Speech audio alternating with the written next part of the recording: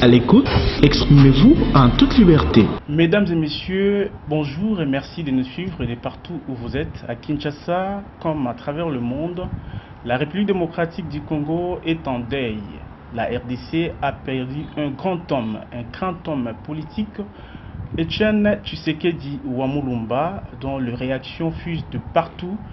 Nous avons choisi un de ses très proches collaborateurs pour apprendre de ce qu'a été Etienne Tshisekedi, pour avoir des témoignages de comment il a réussi ce message, comment est-ce que les Congolais devraient plairer ce monument de la politique congolaise, comment tout le monde devrait se comporter après Tshisekedi, bien sûr par rapport à sa lutte sur l'état des droits et la démocratie en République démocratique du Congo.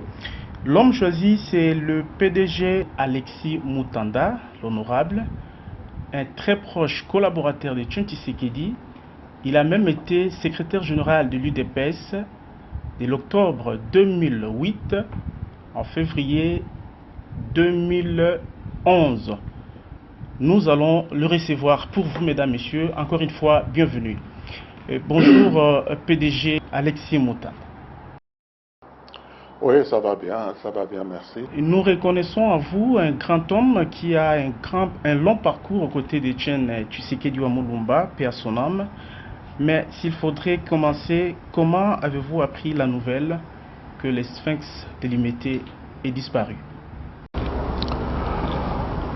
Bon, vous savez, quand il y a une si grande personnalité comme le président Tshisekedi décède, les nouvelles vont dans tous les sens, à la minute même. Je peux vous dire que quelques minutes après avoir rendu l'âme, on était déjà au courant. Et immédiatement, on a été inondé des choses, des appels de tous côtés. Des personnes qui voulaient savoir si la nouvelle était confirmée, si ce n'était pas une rumeur. Parce que vous vous rappelez qu'en 2009, au moment justement où j'étais encore secrétaire général, il y avait également une rumeur de ce genre, que le président était mort. Et évidemment, à cette époque-là, nous avons dû faire face évidemment à toutes les inquiétudes, etc.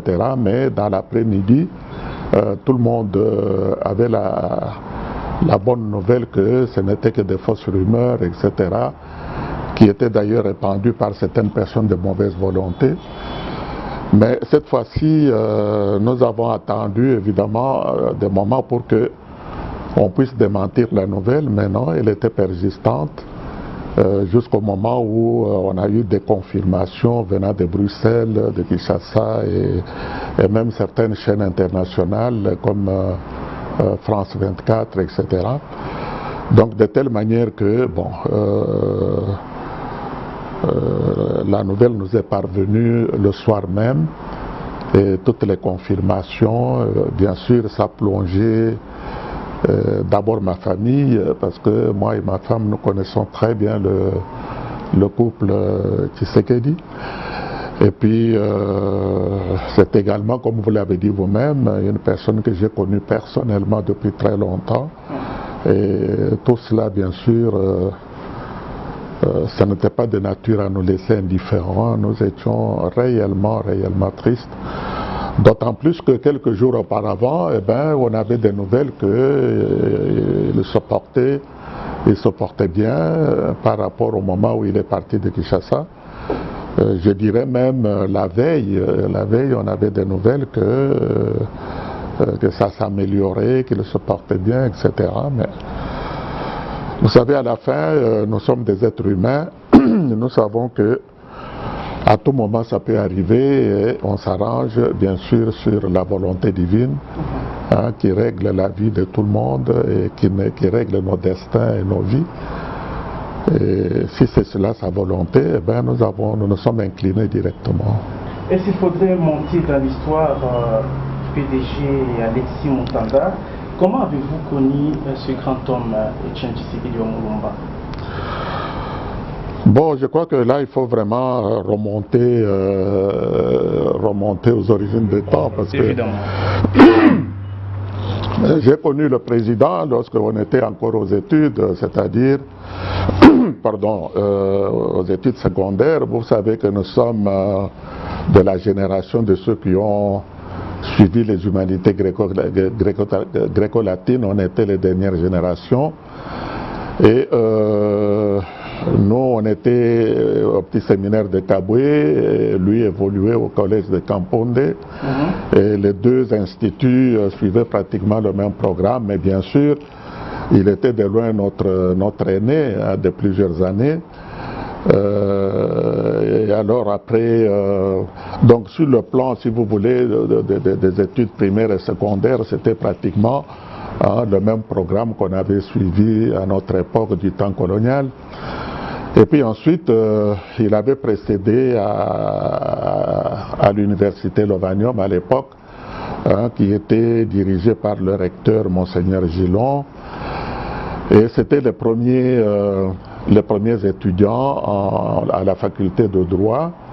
Et je crois que vous les jeunes aujourd'hui, vous ne savez pas ce qui s'est passé réellement à cette époque, mais disons presque toutes les facultés étaient déjà ouvertes à l'université, sauf la faculté de droit, parce que le gouverneur général du Congo belge à l'époque ne voyait pas de bon œil la formation des juristes. Il pensait qu'avec la faculté de droit, on allait former évidemment des contestataires, des personnes qui sont toujours là pour discuter, etc. Donc il n'était pas très chaud, jusqu'au moment où Monseigneur Gillon a utilisé évidemment toutes ces astuces pour pouvoir finalement faire accepter la faculté de droit en passant par M. Bouisséré, qui était ministre de l'enseignement. C'est ainsi que M. Tshisekedi était parmi les tout premiers étudiants à s'inscrire à cette faculté de droit. Et il était égal à Lovanium, et il était également le premier à sortir comme docteur en droit de cette faculté. Et je peux vous assurer qu'à l'époque, ce n'était pas de la complaisance, parce que pour s'assurer vraiment que les jeunes Congolais étaient capables de suivre les études universitaires, eh bien, il y avait non seulement des professeurs qui constituaient le jury, donc le professeur qui interrogeait, des professeurs de la faculté qui faisaient le jury, mais en même temps, il y avait également des professeurs qui venaient, disons, de Belgique pour suivre pour le suivi des choses, pour voir si réellement ils étaient capables, si vous voulez, de répondre aux questions. Et le gouverneur général, lui aussi, le délégué ses observateurs pour voir si ces nègres, n'est-ce pas, étaient capables de suivre des études universitaires. Donc c'est pour vous dire qu'à l'époque, pour devenir licencié en ceci ou en cela, eh ben, il fallait travailler. Ce n'était que des étudiants très sérieux et très brillants qui arrivaient jusqu'au bout. C'est ainsi qu'il avait terminé, si je ne m'abuse, en 59, je crois qu'il était terminé sa licence. Et puis, mais moi je suis entré à l'université Lovanium seulement en 62, donc ça veut dire, vous voyez bien, plusieurs années après, parce que je vous ai dit qu'entre lui et moi, mais ce sont des aînés qu'on connaissait par réputation, par, disons, Comment est-ce que vous avez intégré l'IEPS? Bon, ça c'est venu bien après, hein, c'est venu bien après, disons, le parti existait déjà parce qu'il a été créé, comme vous le savez, depuis 1982. Et à cette époque-là, moi, j'étais encore fonctionnaire, dans le sens que j'étais ingénieur à la Société nationale d'électricité. J'étais évidemment très occupé à l'époque avec la ligne Inga-Chaba, la construction des centrales Inga, etc. Et lorsque j'ai pu me libérer, lorsque j'ai quitté la SNEL en 86, hein, c'est alors que j'ai commencé à m'intéresser particulièrement disons, à contribuer, parce qu'en fait, c'était une contribution que nous pouvions donner au changement qui était préconisé par, disons, l'UDPS. Donc c'est à partir de ce moment-là, 86, 87, 88, vous savez que pendant toutes ces années, c'était encore les années de clandestinité, parce que le parti ne pouvait pas opérer, disons, au grand jour, jusqu'en chose en 1990, lorsque Mobutu, disons, avait décidé évidemment de l'élargissement politique et tout cela, de l'ouverture politique, multipartisme, aussi bien politique que syndical. Alors en ce moment-là, les partis pouvaient évidemment... Et c'est en ce moment-là également que l'UDPS a commencé à s'organiser de manière formelle. Donc de manière formelle, il y avait le directoire, qui était l'organe, et dans le directoire il y avait 4 personnes qui représentaient les 4 grandes régions du pays. Le président Tshisekedi représentait le centre du pays, c'est-à-dire le de Kasaï. Le président Liaou représentait l'ouest du pays, et le président Bouankiem, c'était, disons, la province de Léopoldville, et puis le Bas-Congo et le Bandundu, donc c'était le directoire. Ensuite, disons, tous les fondateurs qui étaient encore disponibles à l'époque avaient constitué le collège des fondateurs, et puis ensuite on a mis en place le comité national, le secrétariat national. Donc c'est à partir de cette époque finalement, quand il y avait cette ouverture politique, que le parti, l'UDPS, a pu commencer à s'organiser publiquement et tout cela. Il faudrait bien comprendre que vous avez débuté l'UDPS quand l'UDPS était encore avec tous ce pionniers, Liaou et autres. Qu'est-ce qui vous a marqué de plus à choisir, à croire à la Ligue d'Étienne Tshisekedi jusqu'à devenir secrétaire général, donc chef du corps de ce grand parti?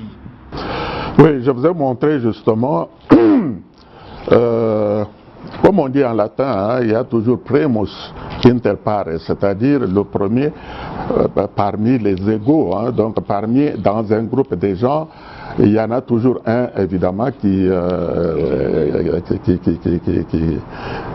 prend, si vous voulez, la préséance. Je peux vous donner l'exemple, par exemple, disons, de Mandela. Lorsqu'ils sont partis en prison, il y avait plus d'une vingtaine de personnes qui étaient... Mais à la sortie de la prison, vous avez vu quand même Mandela sortir du lot et devenir, évidemment, ce qu'il est devenu aujourd'hui, c'est-à-dire la grande figure, disons, de la révolution sud-africaine. Et à l'UDP, c'était la même chose. Disons, au Congo, c'était la même chose avec le président Tshisekedi. Parce que vous savez, vous pouvez être à 100, vous pouvez être à 200, vous pouvez être à 6 ou à 7, mais chacun a des talents, chacun a des qualités qui font de lui, évidemment, disons, une icône, c'est-à-dire quelqu'un qui sort un peu du lot. Cette personne sortait du lot justement par son courage, qui était un courage vraiment exceptionnel. C'était un homme qui avait déjà accumulé une grande expérience politique. Il avait bien travaillé à côté de M. Mobutu, il le connaissait très bien. Et surtout, c'est un homme qui avait le sens de l'humanitaire, c'est-à-dire du social, et qui voyait que le régime de Mobutu amener le pays systématiquement, si vous voulez, vers la dérive. Alors, il a d'abord travaillé avec lui comme ministre de l'Intérieur, ministre de la Justice, du Plan, et en faisant un effort pour peut-être l'amener, disons, vers, disons, la démocratie. Mais il s'est rendu compte que Mobutu avait évidemment fait déjà ses choix. Il voulait régner en maître absolu au pays. Alors, c'est à partir de ce moment-là que... Alors, tout cela, évidemment, ce sont des signes qui ont montré et à ses collaborateurs, ceux qui travaillaient avec lui, et au peuple qui suivait un peu cette lutte de très près, et qui voyait quand même que cet homme avait des qualités exceptionnelles, Comme je vous ai dit tout à l'heure, le directoire était constitué de 4 personnes, mais tout le monde se rappelle de quelle manière d'abord Liaou est parti de ce directoire, et puis ensuite c'était le tour de Kibasa, qui avait rejoint, disons, l'AFDL lorsqu'AFDL est arrivé. Et puis ensuite, c'était le cas du président Bouankiem qui avait préféré également. Donc, de telle manière que finalement, il était le seul à rester, si vous voulez, sur, disons, à la tête de...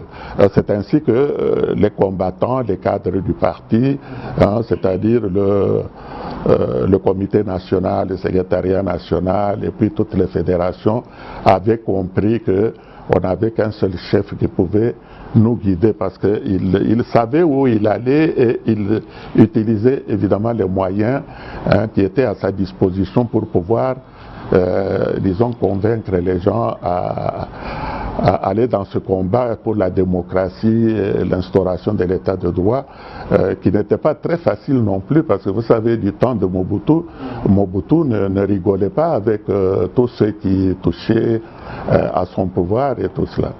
Et même après Mobutu, vous savez également que le président Kabila et l'AFDL, lorsqu'ils sont arrivés, ils ne blaguaient pas non plus sur tous ceux qui mettaient en cause, si vous voulez, leur manière de diriger le pays. C'est ainsi que très rapidement, avec l'UDPS, on est entré en friction parce que nous ne pouvions pas accepter évidemment ce qu'ils voulaient imposer à la population, c'est-à-dire une sorte de dictature qui était camouflée et tout cela.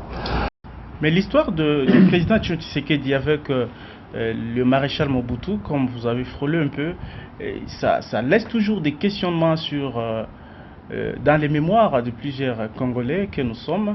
Tantôt le président Tshisekedi était ami de Mobutu, tantôt son ministre, tantôt... Mais finalement, un adversaire absolu jusqu'à l'effondrement de Mobutu, jusqu'à sa mort. Comment vous pouvez un peu relater cette histoire à Mobutu-Tshisekedi en quelques minutes?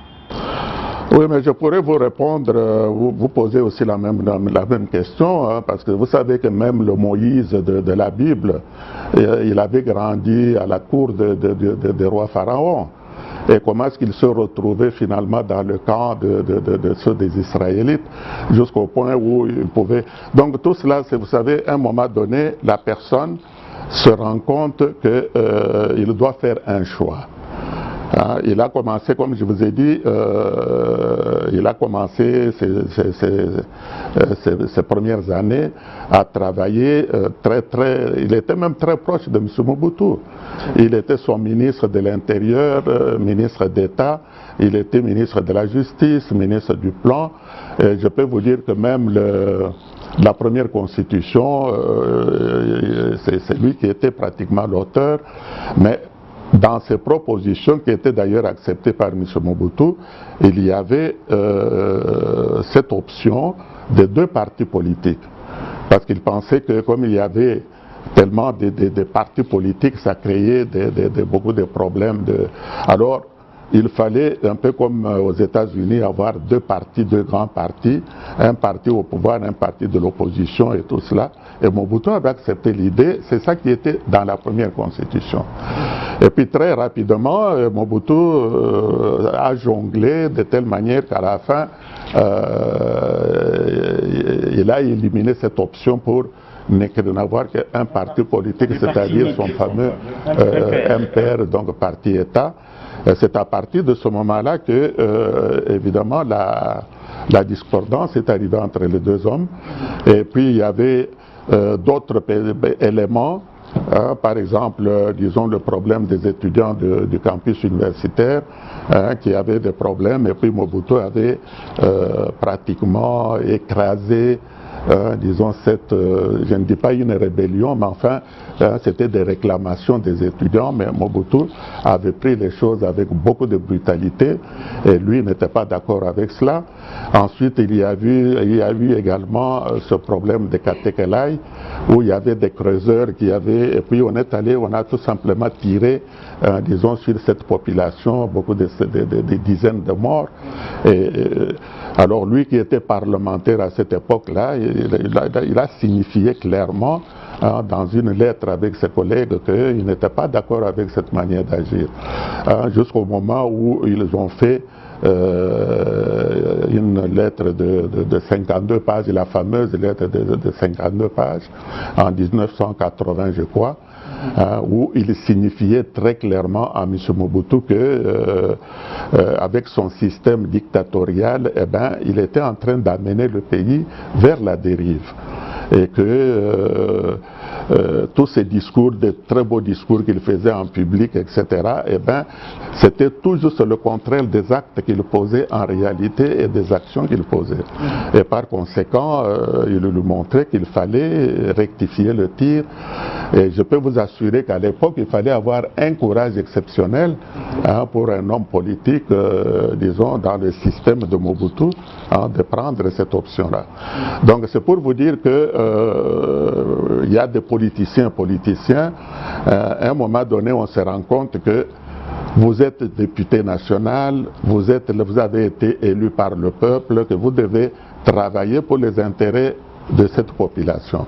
Mais lorsqu'il y a maintenant des dérives dictatoriales qui vont contre cette option, mais on avait le courage disons, de dénoncer de cela et de dire qu'on n'est pas d'accord.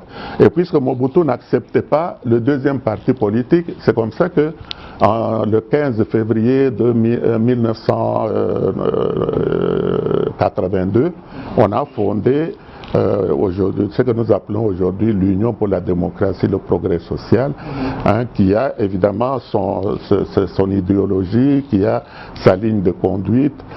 Et le président Tshisekedi a démontré par son courage exceptionnel qu'il pouvait foncer, disons, de l'avant, malgré, disons, tout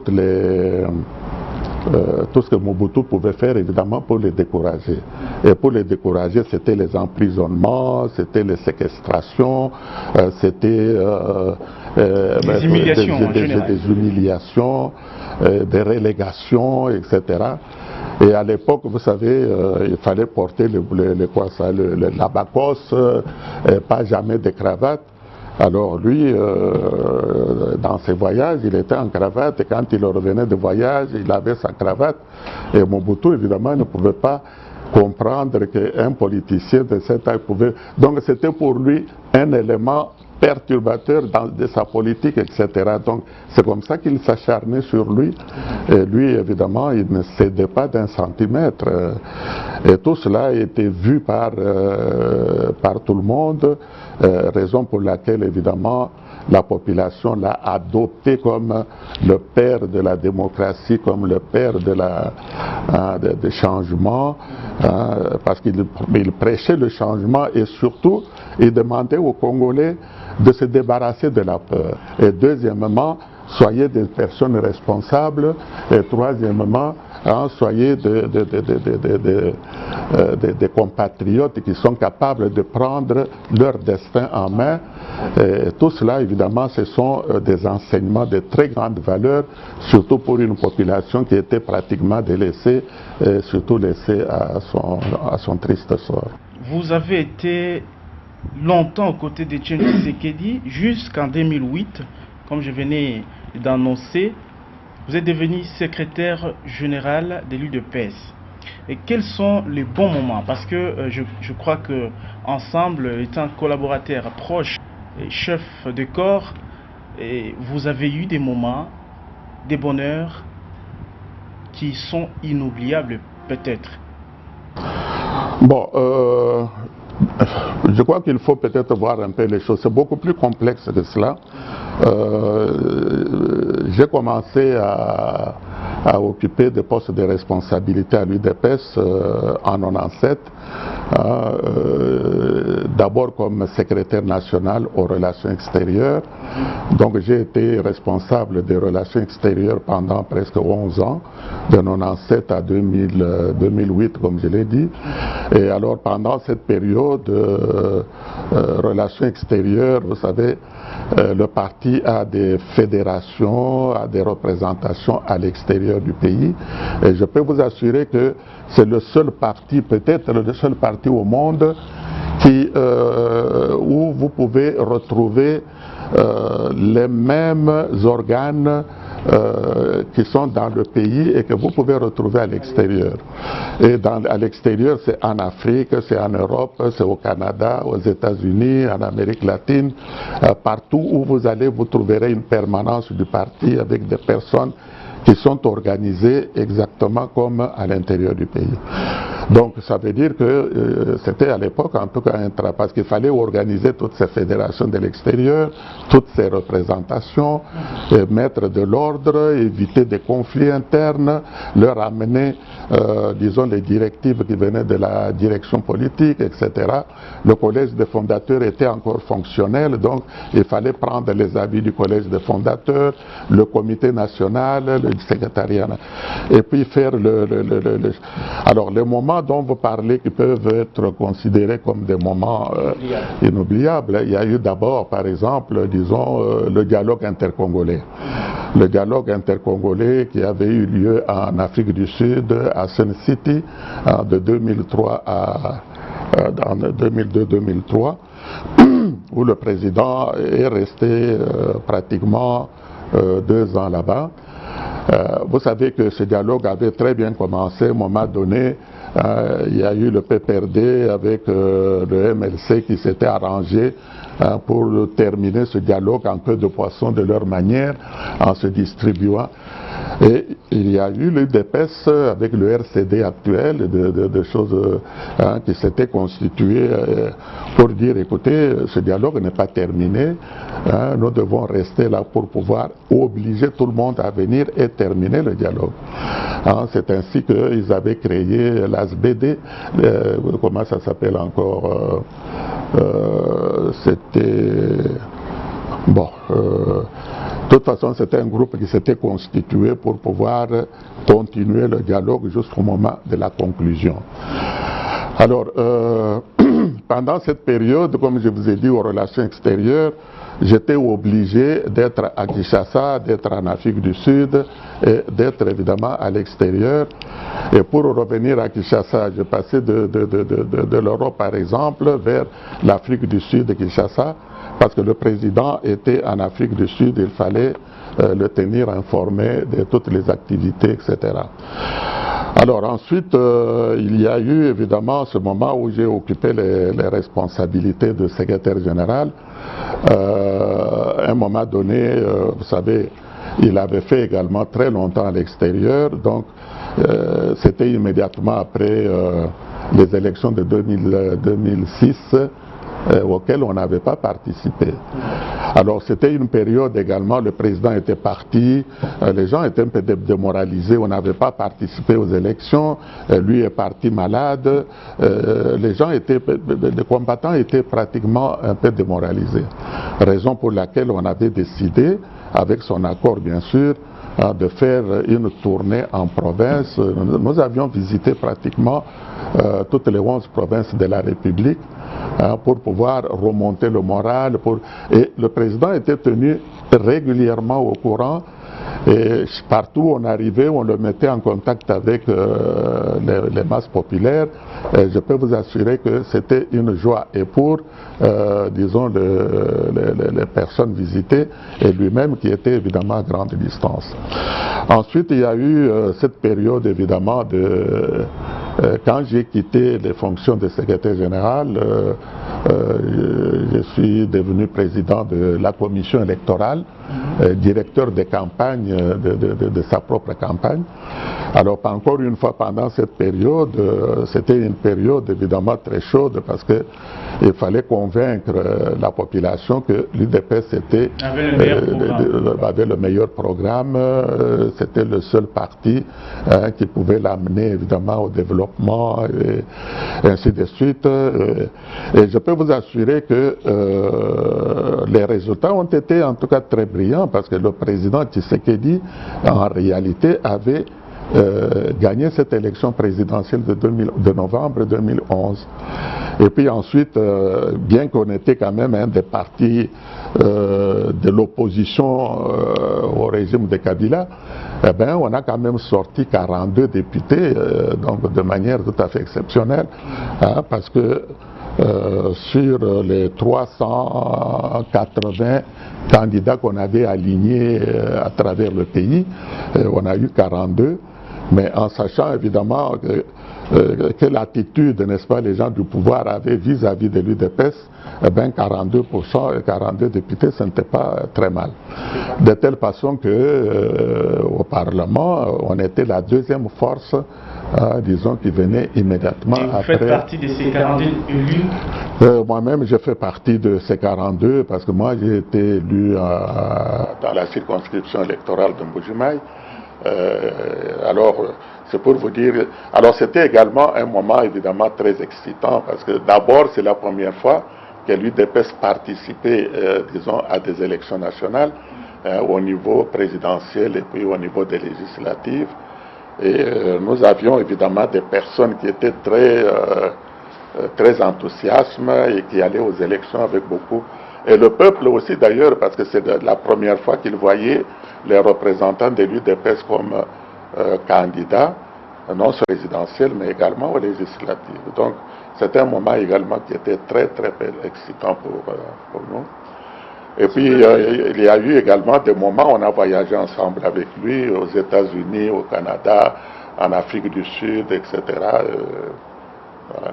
À quel moment de votre parcours à ses côtés, vous vous êtes dit, ben, je suis fatigué, j'ai quand même beaucoup donné et là je m'arrête parce que le vieux peut-être a exagéré ou bien le vieux a fait quelque chose qui ne vous a pas plu? Bon, je ne sais pas si réellement on s'est arrêté, hein, je ne sais pas d'où ça vient qu'on s'est arrêté. Il y a eu tout simplement le fait que les derniers mois, vous avez vu vous-même, il y avait l'UDPS qui a demandé depuis février 2015, on avait demandé par la feuille de route, n'est-ce pas, l'organisation d'un dialogue. Et puis, vous savez ce qui s'est passé, comment le pouvoir s'était opposé d'abord à cela systématiquement, jusqu'au moment où ils ont accepté, où M. Kabila a essayé de récupérer la situation. Et puis, jusqu'au moment où on a organisé ce fameux dialogue de l'Union africaine, de la Cité de l'Union africaine. Et puis, donc, jusque ça, c'est pour ce qui concerne le dialogue. Et puis, vous savez également que le président qui était en Europe depuis 2 ans avait réuni autour de lui des autres partis de l'opposition pour faire, pour créer le fameux rassemblement. Ce qui veut dire que, en fin de compte, en fait, l'objectif c'était quoi? Parce qu'on approchait de la date fatidique du 19 décembre 2016. La Constitution dit que M. Kabila devait arrêter à cette date. Or, on a vu que M. Kabila n'avait pas l'intention d'arrêter, disons, en décembre. Alors que la Constitution dit clairement qu'il ne peut pas faire plus de 2 mandats. Alors, il fallait trouver, évidemment, disons, des mécanismes pour pouvoir l'obliger, si vous voulez, à partir sans qu'il y ait évidemment beaucoup de brutalité. C'est ainsi qu'il y avait cette idée justement de dialogue, la feuille de route de l'UDPS, etc. C'était dans le souci, en fin de compte, d'obliger ce monsieur, le président, à renoncer évidemment à son intention de se représenter pour la 3e fois. Alors, avec l'appui des puissances extérieures, ils avaient pensé que l'UDPS, toute seule, si elle s'associe évidemment à d'autres partis de l'opposition, ça peut constituer, disons, un groupe de pression beaucoup plus importante, raison pour laquelle on est arrivé à cette histoire de rassemblement. Et vous avez vu vous-même qu'après le dialogue organisé ou dirigé par Eden Kodio, l'UDPS avait refusé évidemment de participer à ce dialogue qui était biaisé et tout cela. Et on a fait pression avec tous les autres de telle manière que M. Kabila a finalement accepté, disons, le dialogue de la CENCO. qui a fait ses travaux, vous avez vu vous-même, pratiquement jusqu'à la conclusion, et avec évidemment l'accord Donc tout cela, bien sûr, vous voyez que c'est quand même une nouvelle restructuration, une nouvelle dynamique. La philosophie du parti même a changé. Je ne dis pas que le parti ne peut pas changer, le parti continue à être ce qu'elle a toujours été, mais en fin de compte, c'est un peu comme pour la conférence nationale. On avait mis en place cette histoire de l'union sacrée, dans laquelle vous vous rappelez, vous étiez encore peut-être très jeune, mais à l'époque, on a vu les Kengwandondo, les Singaoudou, les Kamanda Wakamanda, donc des personnes qui étaient moboutistes jusqu'à la moelle épinière et qui étaient à l'union sacrée comme étant de l'opposition et tout cela. Et avec leur appui, on a pu arriver à organiser la conférence nationale.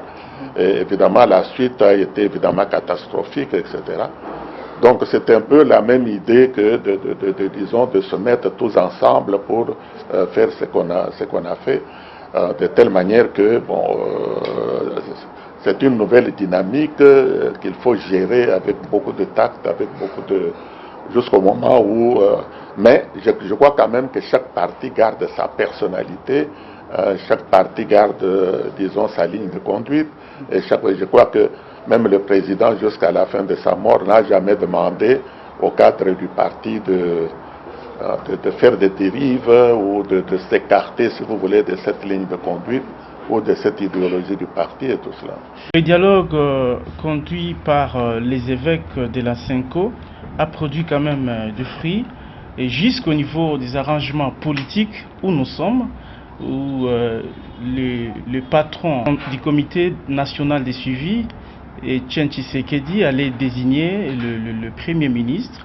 Mais hélas, Dieu a tranché autrement. Étant personnalité politique, quelle serait la ligne à prendre? Là, vous parlez aux politiciens congolais par rapport à tout ce qu'ils ont pu faire, du dialogue de la Cité de l'Union africaine jusqu'au dialogue organisé par les évêques catholiques. Oui, c'est très bien que vous parliez de Congolais, hein, parce que nous sommes vraiment un peuple à part, tout à fait spécial, la logique appliquée partout ailleurs, eh bien, chez nous ici c'est toujours autre chose. Eh bien, dans notre dynamique, la dynamique que vous avez vue là-bas, c'est qu'ils sont arrivés à une conclusion que le Premier ministre doit être désigné par disons par le rassemblement. Voilà le principe. C'était ça le principe, que le Premier ministre doit sortir disons, de cette plateforme. Et puis très rapidement, au moment où le rassemblement s'organise pour désigner son... Et le rassemblement lui-même a décidé que, bon, nous donnons cette tâche évidemment à l'aîné de l'opposition qui est l'UDPS. Et donc, il revenait au président de l'UDPS de désigner la personne. Alors, c'est ça où je vais arriver. Alors, qu'est-ce qui arrive maintenant? Pendant qu'on était en train de finaliser cette option, mais on voit tout de suite la majorité venir avec une proposition que moi j'appelle rocambolesque. D'un côté, vous demandez à la plateforme de vous désigner un Premier ministre, et de l'autre côté, vous exigez que la même plateforme vous présente 5 personnes ou 7. Ils ont commencé par 7. Mais vous savez, ça devient quand même, en fin de compte, disons, des choses à dormir debout. Cette personne, alors cette personne, c'est le président de la République dans ses prérogatives, etc., qui doit choisir. Mais il doit choisir qui? Parce que vous avez demandé, on a conclu que c'est telle plateforme qui donne une personne. Vous attendez que ces gens vous désignent, et jusqu'au moment où le président est parti en Europe, je crois qu'il attendait que ce problème puisse être clarifié. Hein, parce que les uns poussaient, de 7 ils sont passés à 5, puis finalement, je ne sais pas combien ils vont. Mais alors vous voyez que tout ça, évidemment, c'est d'abord pour...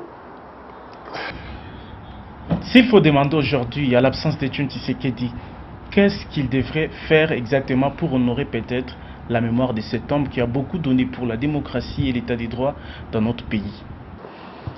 Bon, mais écoutez, là, vous me demandez de donner un avis personnel, vous demandez... Oui, oui, non, mais écoutez, je ne voudrais pas parce que le problème est en cours de discussion, il est en cours d'être résolu, où ils sont en train de s'arracher les cheveux pour trouver la solution.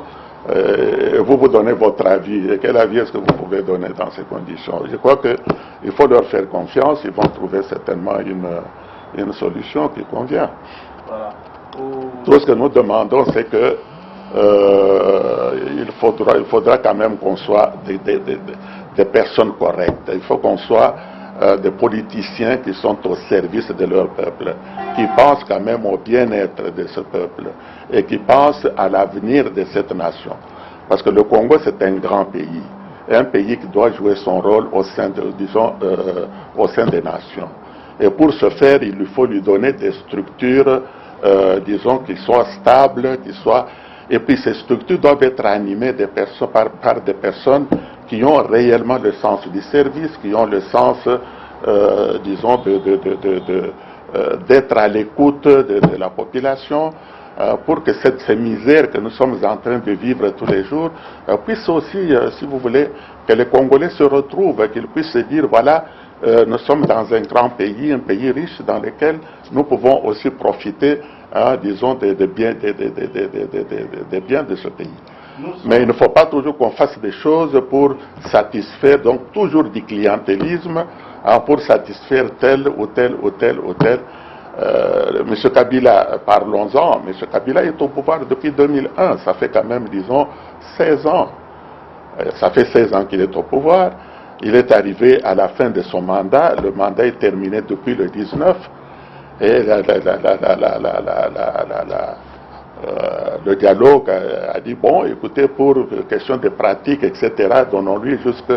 Alors, il faudrait quand même qu'à un moment donné, on puisse se sentir un peu responsable du destin, disons, du destin de tout le monde, et de comprendre évidemment qu'il y a des peuples qui attendent de ce dialogue ou qui attendent des solutions de ce dialogue, disons, la suite des événements pour qu'on arrive réellement à des élections libres et démocratiques. Nous sommes à la fin, honorable Alexis Moutanda. Les derniers mots, s'il faudrait les placer par rapport à la manière dont les Congolais devraient pleurer cet illustre disparu Etienne Tshisekedi, quel serait le message que vous avez adressé aux Congolais, les membres de l'UDPS, les membres de la famille biologique et consorts? Oui, le message que nous pouvons donner, c'est tiré quand même, disons, de l'histoire, disons, de l'homme. Vous savez, nous ne sommes pas le seul pays au monde, disons, à vivre des événements historiques. Je crois qu'il y a des pays à côté de nous, que ce soit les États-Unis ou la France, mais dans chaque pays, il y a des grands hommes. Et ce sont ces grands hommes qui constituent des références, qui constituent des modèles, qui sont des modèles et des références auxquels la jeunesse ou auxquels, disons, des personnes peuvent se référer pour poser des actes, etc. Lorsque nous parlons de grands pays comme les États-Unis, mais ils ont leur Lincoln, ils ont leur, disons, leur Kennedy, etc. Et quand vous allez en France, on vous parlera de Charles de Gaulle, on vous parlera de Louis XIV, etc. Donc ce sont des références auxquelles les gens peuvent se référer. Et dans notre pays, nous avons connu des personnalités qui ont marqué l'histoire comme Lumumba. Et je crois que pour les temps modernes ou les temps actuels où nous vivons, le président Tshisekedi a marqué l'histoire. C'est réellement le père de la démocratie. C'est celui qui a montré au peuple congolais qu'il faut se débarrasser de la peur et qu'il faut faire les choses pour arriver évidemment aux élections libres et transparentes. Ce n'est que par des élections réellement démocratiques qu'on peut démocratiser le pays. Et avec la démocratie, on entre dans un état de droit qui peut permettre à tout le monde. Alors cet homme est quand même, disons, pendant plus de 40 ans de sa lutte, c'est tout ce qu'il a prêché, c'est tout ce qu'il a montré et c'est resté une référence. Une référence pour les hommes et les femmes, pour les jeunes, pour les vieux. un peu comme les Mandela en Afrique du Sud, etc. Donc il mérite des hommages. Donc il mérite vraiment des hommages. Moi, je ne serais pas, disons, contre si on devrait même pousser pour que ce monsieur devienne aussi au même rang que Lumumba, héros national dans ce pays, parce que ce qu'il a fait, Lumumba nous a marqué parce que pendant 2 ou 3 ans, il a fait ce qu'il a fait. Mais moi, il faut dire quand même que Tshisekedi, c'est plus de 40 ans de lutte, 40 ans de souffrance, etc. Et puisqu'il a toujours prêché la non-violence, parce que ça aussi, c'est aussi une autre dimension qui est très importante dans sa lutte, c'est qu'il a toujours défendu la non-violence.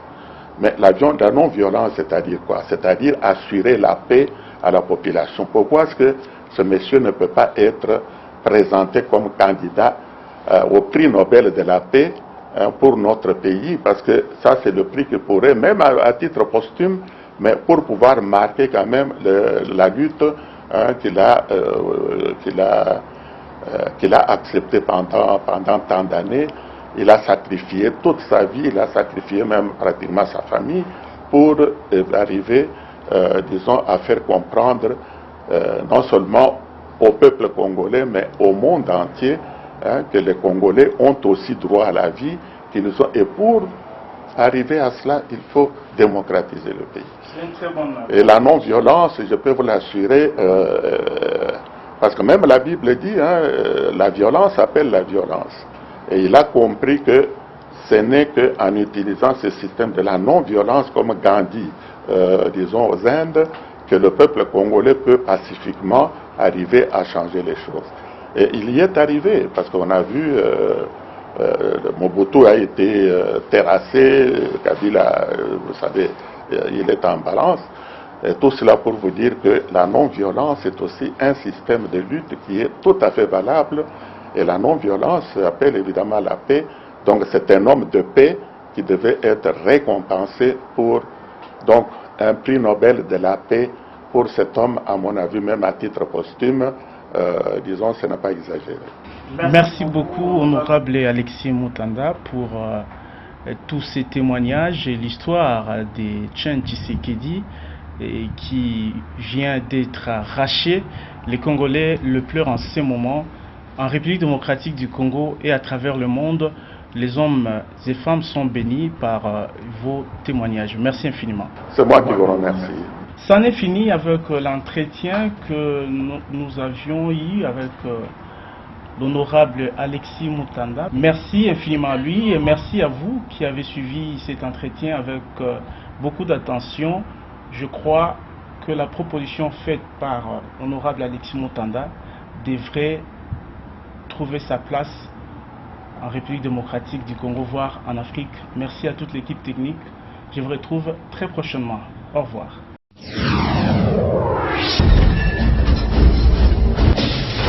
À l'écoute, exprimez-vous en toute liberté.